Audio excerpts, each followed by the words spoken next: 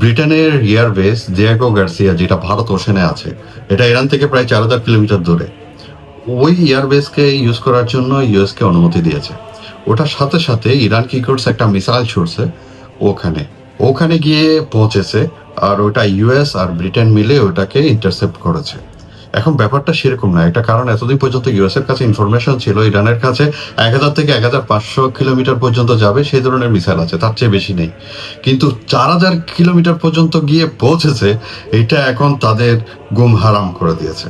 এখন আজকে কি করলো, ডোনাল্ড ট্রাম্প একটা টুইট করলো, বললো 48 আওয়ার্স টাইম দিয়েছে ইরানকে, যদি 48 আওয়ার্সের মধ্যে যদি স্টেট অফ হরমুজ যদি খুলে দেওয়া না হয়, তাহলে তারা পাওয়ার প্ল্যান্টে হামলা করবে।